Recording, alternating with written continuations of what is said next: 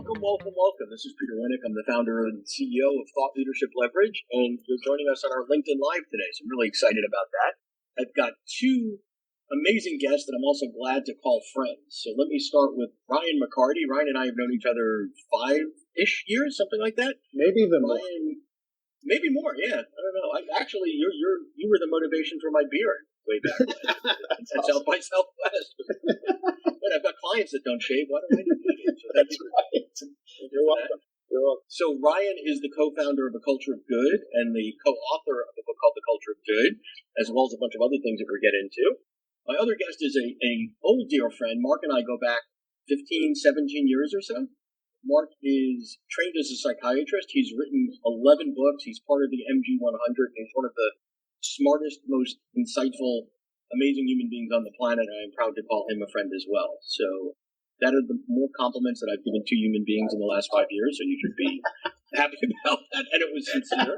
So let me start with what I was thinking about getting ready for today. So I was trying to think, I like to put together folks to make this interesting. And what I was thinking is both of you actually in previous lives were serving people in very, very different ways than you did before. So Mark was a practicing psychiatrist. You're still a psychiatrist, but you're not necessarily practicing anymore, although I wonder on some of our calls where the line is, right? But Mark is a practicing psychiatrist and then moved into sort of helping folks in the workplace. So one of your breakout books was Get Out of Your Own Way, then it was Get Out of Your Own Way at Work. So you basically found dysfunction in the workplace to help people. And then Ryan, in a previous life, and this is a fascinating story, was a preacher. So clearly of service and helping people. And he moved on to sort of the dark side and helping people inside of organizations from a cultural perspective. So maybe, Ryan, start with your journey first and how you got where you are. Yeah, so as you said, I did the ministry life and nonprofit work for over 20 years, really cut my teeth in that space. You know, when we're younger, we look for ways to serve. So we look for, all right, what can I do? A police officer, I could be an EMT, a nurse. We're looking for service, right? How can I make an impact? And really found that in ministry and did that for 20 years. Very missional type work, community driven, purpose, giving people a sense of meaning in their everyday lives by going out into the community and making an impact together. And from there met Scott Moorhead, the CEO of the largest Verizon retailer, and he loved one of my messages around what you do and why you do it and how important it is to really know your why and that force for good or that higher purpose every day. And his thought was, let's bring that into my business and my thousands of employees across 42 states, and let's start a movement that engages employees in their soul and their heart. And that's what I was used to doing, right? So when I came into corporate America, I thought, hey, there's a lot of employees that don't know their purpose. They don't know why they come to work every day other than a paycheck. Here's a great opportunity to engage people beyond the program and really give them a sense of calling in life. And that's what I launched. So really taking the ministry philosophy and bringing it into business. And the gist of a lot of the work you do is really encapsulated in, bringing your soul to work. Mm-hmm. And then Mark's work. So let's go to Mark's story because they're parallel but different, right? Can you be parallel and different? I guess you could. But sure. Anyway, I don't know if that would work, physics, but tell us your story, Mark. How'd you go from being a practicing psychiatrist to someone that's working at the highest levels of corporate America globally for 20 years or so? Well, there's always a backstory to everyone, and one of my backstories is I dropped out of medical school twice for untreated depression, and I finished. And the second time I dropped out, they wanted to kick me out because they were losing matching funds. But the dean of students, who cared more about students than funds, saw something in me that I didn't see. What he saw is he saw a future for me. And when the school wanted to kick me out, the head of the school sent me to the dean of students because he didn't want me to do something self-destructive. And upon hearing that I was being kicked out, and when I met with the dean of students, he shared with me that that's what they wanted to do. They wanted to kick me out. And what happened is I'm not a religious person. I don't even think I'm spiritual. But when he told me, and he read the letter to him about that the promotions committee was going to ask me to draw. I said, "What does this mean?" He said, "You've been kicked out." And I felt something red on my cheekbones, and I thought it was blood. So I kept looking at my hands like this. And it wasn't blood, it was tears. And then he said something that changed my life and the whole direction of my life and what I then became.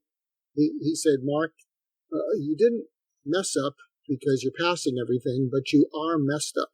But if you get unmessed up, I think this school would be glad they gave you a second chance. And even if you don't get unmessed up, even if you don't become a doctor, even if you don't do anything with the rest of your life, I'd be proud to know you." And he said, "You have a streak of goodness that we don't grade in medical school, and you have no idea how much the world needs that goodness. And you won't know it till you're 35, but you have to make it till you're 35. And at that point, I'm just sobbing. He's hitting me with compassion. And then he said, and then he pointed his finger at me and he said, "And you're going to let me help you." So he set up an appeal, and I had to meet with the promotions committee. And make a long story short, they saw that goodness in me that he also saw, and they gave me a second leave of absence. And I went out to the Menninger Foundation, which was a big psychiatric institute, and I was able to reach schizophrenic farm boys. And I'm from a suburb of Boston. So I came back, finished med school, and I became a suicide specialist. And for 25 years, none of my patients died by suicide. I also trained FBI and police hostage negotiators. But how this applies to what I'm doing now, in the last year, fast forward, I formed a company called Michelangelo Mindset. And Michelangelo saw the angel in the marble and carved until he set it free. So what I saw in suicidal patients was hope that they couldn't see or feel, and when I connected them to hope, they started to cry, and it set them free. And so when I coach executives, what I say is inside your people are people who want to feel trust for you, confidence in you, feel safe with you, respect you, admire you, feel inspired by you, and like you. And let's carve away everything that doesn't cause that in them. Yep. So let me just add to that, then I've got questions for Ryan as well. So what I've seen in our work together, Mark, is you've got these experience. People in corporate think they've got problems, right? And they're sweating over things, and it's like, okay, that's a PowerPoint that you're delivering tomorrow, or a contract that you're trying to get renewed, or and quite frankly, no one's going to die if it doesn't happen. It doesn't mean it's not important, and you have this amazing ability to put it into context, right? So you used to. Big part of your work was telling stories about being an FBI hostage negotiator, where we talk about feedback in the workplace. You'd get a call at 4 a.m. to go to some crazy scene, and a drugged out lunatic's got a gun against somebody's head. You're going to get the feedback really quickly, whether you, as the psychiatrist, connected with that person and diffuse the situation. I mean, that's about as real time, high stakes feedback as it gets. So you bring that into the corporate, you're like, geez, okay, wow, if he could do that, I can do that. And then you work with suicide, similar. And Ryan, I think there's a parallel in a lot of your work at Culture of Good, and seeing both the trouble and the goodness in people. And I'll just sort of set this up. At the company that you work at, they've got 1,400 Verizon branded retail stores, right? Mm-hmm. In primarily tertiary and tertiary markets that they're typically not in a big city. Sure. Not the most glamorous and sexy job. So your typical employee, probably a community college dropout in, Kalamazoo, good people, salt of the earth people working hard. But that industry has such a massive turnover because it's it's a grind of a job. And one of the beautiful things about the impact of Culture of Good is your turnover is, I forgot what the exact number is, less than half of the industry average. The amount of people for others to come work. So tell us about what you're doing and the laboratory that is Culture of Good inside of TCC. Yeah, it's really about how do you operationalize culture without losing the soul and the heart of what you're doing. If anything, the culture is the very heart of your business. And I like to say that employee fulfillment is really the new employee engagement. People are really longing for a sense of fulfillment, connection, belonging, be a part of a movement, something bigger than themselves where they know that they can contribute toward that. And it matters that they contribute, but also how it benefits them and being a part of a community of people. And really, so the Culture of Good looks at the individual, the team or department, but also the organization as a whole. and really wants to engage every single person through meaningful, fulfilling work. And so a lot of the basis of Culture of Good was originated out of a desire to engage employees and customers through community work, and we certainly continue to do that, but it's continued to evolve where we're really meeting the needs and problems that are arising in companies through change. And so we've evolved to really address change management as it leads to cultural transformation. So we're identifying, the pain points within a business. We have, several different topics around that, from recruitment to engagement, onboarding, and retention, all the way through to the scope of building skills within certain teams and parallels so that everybody's engaged with change and transformation that's taking place in the organization. Yep. Everybody knows their place in it as well. And so we're really looking to engage companies and organizations that have a heart for their people, but also a heart for the community, and leveraging that to really build their business and drive the success of their company so that over time they can continue, as their profitability increases, they can continue to drive purpose throughout their organization. I like to take those two terms of purpose and profitability and put them together and call it purposeability. It's purpose that's profitable, right? And so, doing good and making good money do not have to be at odds. If anything, having purpose and a sense of meaning within the organization and engaging individuals, teams, and collectively is able to be the catalyst for even greater profit so that more good can happen. So it becomes that circle of success that we're looking to define and build within companies we engage with. I love it. So Mark, I want to take you to the other end of that. So a lot of the work you've done historically is working with C-level execs and their senior team, right? And getting that, because if that group's not fixed, the beauty about Ryan's organization is it starts at the top, they're aligned, they're authentic, whatever. It isn't some stickers on a wall, but the CEO's doing other obnoxious things or whatever. It's truly aligned. There's total integrity and authenticity. You're often called in, Mark, either as an executive coach or a leadership coach or from an intervention on the top level. And from a style perspective, I have seen you on more than one occasion look a CEO in the eye and be able to give feedback that's pretty blunt and direct and would have killed somebody else's career and say, the reason nobody trusts you or like you is because you do things like you just did to that person over there. Or everybody else is sitting around this table in fear, clenched, that they're going to be the victim of your wrath at this meeting and be thrown under the bus. And unless you stop that behavior, this organization's never going to grow. So maybe touch on the other side of it, how you can't get to sort of Ryan world unless you got your act together at the top of the house. I think that's true, and you're exactly right that the people, especially with millennials, people are not going to tolerate being afraid or being enraged at you. They're just not going to. Older generations are sort of used to that, kowtowing to people who are more authoritarian than they were authoritative.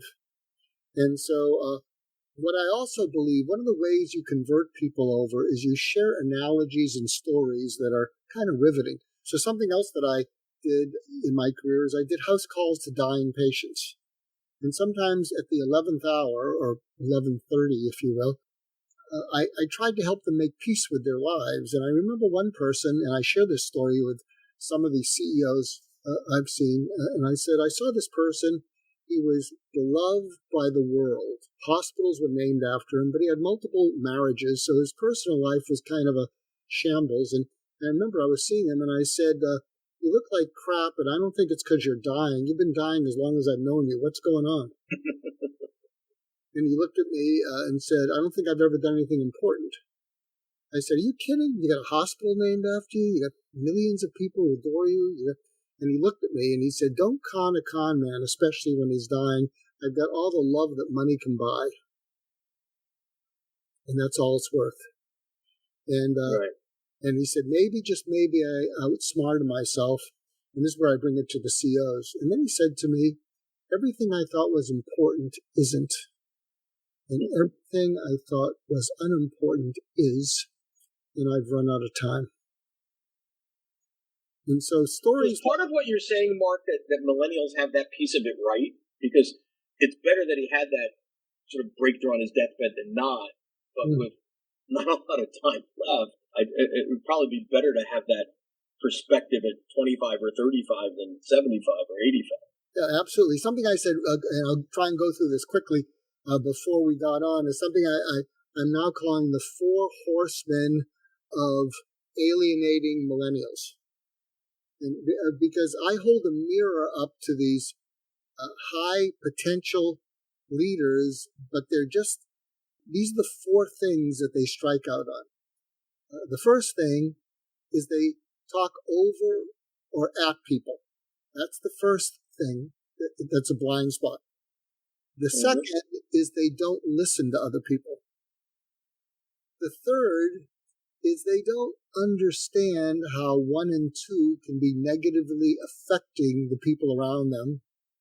And the fourth, which is the most sinister of them, is they don't care how it's affecting. And so those are the 4 horsemen blind spots. Yeah. Say, if you have all of those things, you talk at or over people, you don't listen to people, you don't understand how that's pushing people away, and your good people are going to say, I don't have to put up with this crap, and they'll go somewhere else. And the fourth thing, which really people pick up and make them run for the exits, is you don't care that you're that way. Right. And that's something I will point out to the board, because the board will hire me and say, we have someone who's so brilliant, but as brilliant as he is, and it's usually a he really doesn't get how destructive he is. And then I'll point out those 4 things. Oh, by the way, how does he check the boxes? And they'll stare at me like deers in the headlight and say, he's all of those. That's so good. If you're enjoying this episode of Leveraging Thought Leadership, please make sure to subscribe. If you'd like to help spread the word about our podcast, please leave us a review and share it with your friends. We're available on Apple Podcast and on all major listening apps, as well as at thoughtleadershipleverage.com/podcasts. So I want to go in a different direction for the next couple of minutes because we're kind of tight on time here. So underneath sort of the pinnings or the foundation of both of your works is solid thought leadership. So Ryan's done one book, and I know that was a lot of work and a lot of effort and energy. Mark, you're a repeat offender with 11. So I'm just using book as proxy. Talk for a little bit about the importance of using thought leadership to show the world who you are, to build your brand, to find clients, and to make it really easy that, when someone comes to you after reading one of the books or a piece of thought leadership or interview, they kind of know what to expect, right? It's kind of a warm self-selection process. Like Ryan, in your case, if it's a don't get it kind of company, sort of your work's going to tissue reject it. And I would say the same to you. So Ryan, you want to talk about that first? Yeah, I think thought leadership, and in terms of books and so forth, I heard something that I think is a really good idea around it. Is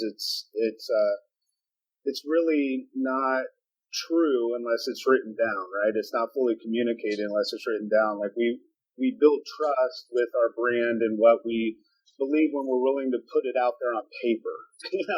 It's one thing to have a lot of videos out there and you're talking and it's in the moment, but to really sit down and say this is going to matter so much that I'm willing to put it on a piece of paper, on a blog, or something that could potentially reach millions of people.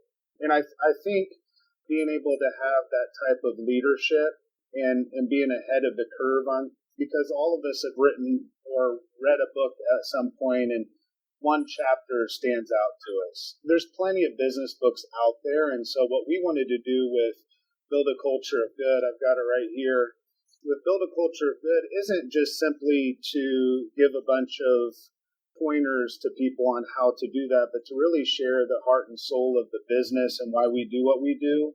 And also share stories, as Mark was talking about, how important it is and the vulnerability of storytelling, to share the stories that the Culture of Good has impacted those employees and be able to share those stories, which I think is really important for companies to do as well.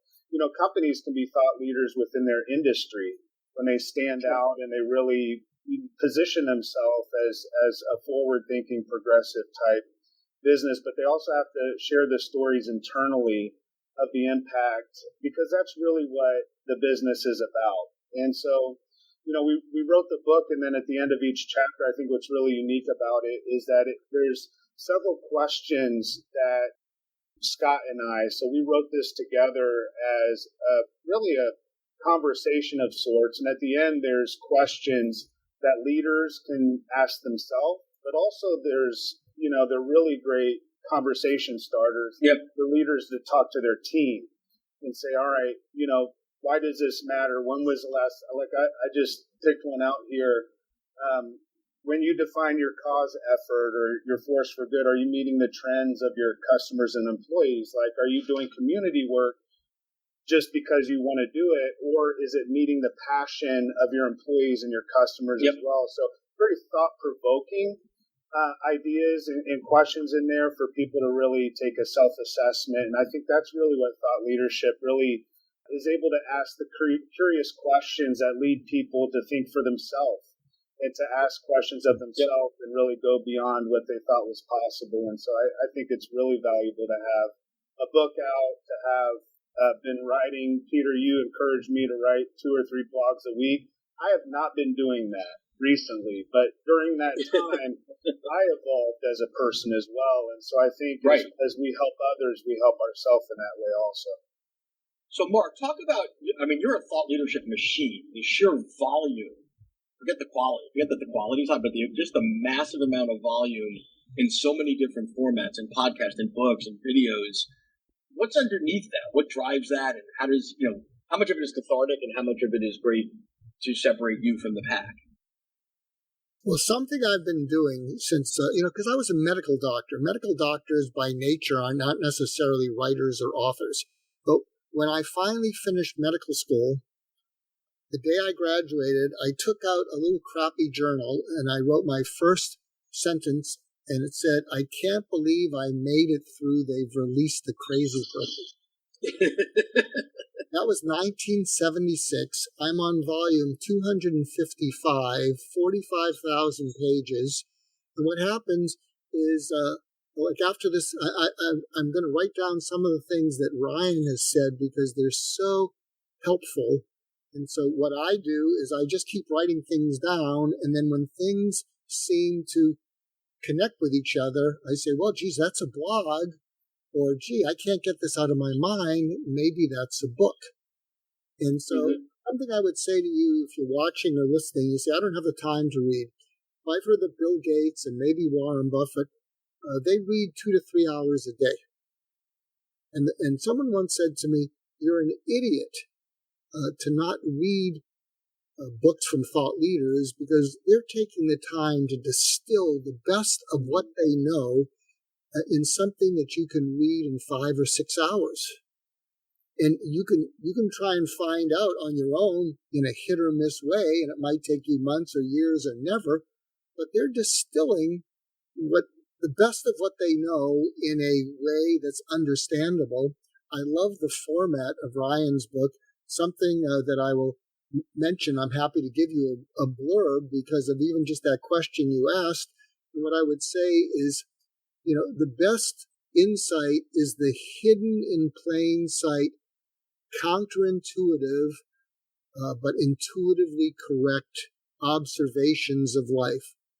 It's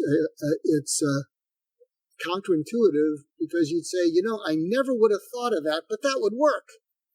And it's intuitively so because it wouldn't. So here's some of the things I've heard in my work. Why does someone go through the effort to write the book? In many instances, forget the market. Intrinsic. It's a forcing mechanism to get you to codify your thinking. So Ryan, you and I worked together fairly closely with Culture of Good, and you guys had a ghostwriter, and it's a little more complicated when there's 2 authors. But it really forced you to say, what we mean when we say X is X. And sometimes that would evolve into 8-hour dinners with a couple of cocktails, whatever, and say, no, it's this. No, but you really get tight together internally. Then you put it on, ink and paper. Then when you put it out on the market and somebody challenges you on it, you've got to defend. You can defend that position. Doesn't mean it's always right. Doesn't mean you don't evolve and change or whatever. But it is a forcing mechanism. The other end of the continuum is everybody thinks that when you're introduced as an author, your IQ went up 40 points, and you sit there smoking a pipe in a tweed jacket and in your spare time. So there is a branding piece to it, and it's a way to separate from the pack. I would say, Mark, in our work together, a lot of the books you've written started, I didn't know about the journaling you did. That's pretty cool. Probably out of curiosity, something that was gnawing at you that you couldn't get out of your head, whether it's coming from a client or real interaction. So when you did, talking to crazy, you did Just Listen, you did Get Out of Your Way. Each and every one of your books was, not to extend the analogy, sort of a chapter in your world, a chapter of your life of where your head's at in a certain space. What would you say to that? Yeah, completely. Each of my books, there's so much of me in it, and I'm in my 70s, and so there's a lot of me to be put into books. But something I wanted to share that I think you'll both enjoy. A friend of mine who helped design Disney Paris, Disney Tokyo, he came up with the term mental real estate. And what mental real estate is you share something that's familiar, but then you twist it. So the familiarity causes people to open their minds to you. And when you twist it, you have more mental real estate. So Just Listen has a certain amount of mental real estate. Talking to Crazy has even more mental real estate. And I spoke in Russia, headlined with Daniel Kahneman, Nobel Prize winner. And I said, why is it that you have me with a Nobel Prize winner? And they said his book did not go viral because the Russian edition of Talking to Crazy is How to Talk to Assholes. Hey, I want that book. That's mental real estate. But I think culture of good has good multi, because culture of something sort of prepares you, but then when you hit it with culture of good, it hits someone right in the gut saying, I want to feel good about my company. I want my company to do good. I want to do good. I'm too self-absorbed. We're too selfish. Ooh, I like that. So I just wanted to share that because I think it lands mental real estate. No, I love that. And the culture, culture of good, and titles matter. Just Listen, the shortness of it is like, okay, it broke my trance. Just listen. Okay, is that a command? Is that a question? Is that what is that? And then culture of good, in a very few words, leads you to this sort of, I wonder if I have one. It's aspirational. It's where I'd like to go. What does that actually mean? And then when you dig deeper into it, as Ryan alluded to before, they're clearly not anti-profit, right? Like actually the better the culture got, the better the business got. And it became sort of this gratuitous flywheel. That's the promise, because as the business grows, so does the good. And it goes back to what Mark said earlier about the friend or whoever it was that he was speaking with that said, toward the end of the life realization, like, what did I really do with a sense of meaning, And I'm grateful to have been raised in that type of culture from an early age after losing my mom. I know we're not going to get into all this, but Mark, I lost my mom to suicide at 6 years old, and my dad was a heroin addict. And so me doing this type of work has less to do with business than it does to do with my own sense of meaning and my own sense of purpose. So it comes from a place of my own heart and soul. And I think if we're going to be thought leaders, if we're going to be business leaders, whatever the case is, we have to lead from a place of our heart and be the type of leaders that we would want to follow. Right. And really create and cultivate those type of relationships that allow us to build a real good sense of community, like I said, and culture that leads to that good. And I'm starting another book called Bring Your Soul to Work. Peter, you talked about it. Like, people want to bring their kids to work, but a lot of times we check our soul at the door.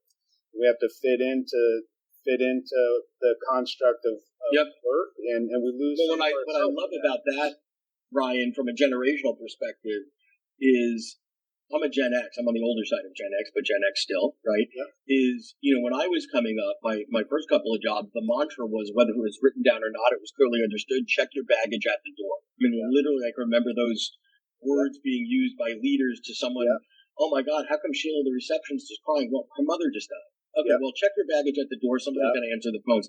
That's the way it was. And bring your soul to work doesn't mean let the phone rings, abuse the customers, whatever. But how do you accomplish both? Because guess what? After 9 to 5, there's 5 to 9, and stuff happens. And right, absolutely, and it's a lot healthier for us to come in fully ourselves and to have leaders in place that can coach, Sure, that can show up. and there's boundaries around that. I mean, we're not absolutely coming in. Yeah. You got to have boundaries. Anyway, I want to thank you both. I love you both. You both have been dear friends for a long, long time. I encourage you to connect offline. You can find Ryan at his website, ryanmccarty.com.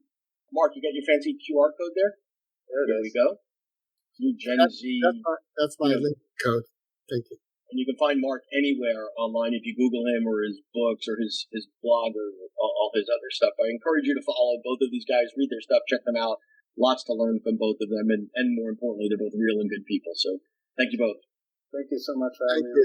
To learn more about Thought Leadership Leverage, please visit our website at thoughtleadershipleverage.com. To reach me directly, feel free to email me at peter@thoughtleadershipleverage.com. And please subscribe to Leveraging Thought Leadership on iTunes or your favorite podcast app to get your weekly episode automatically.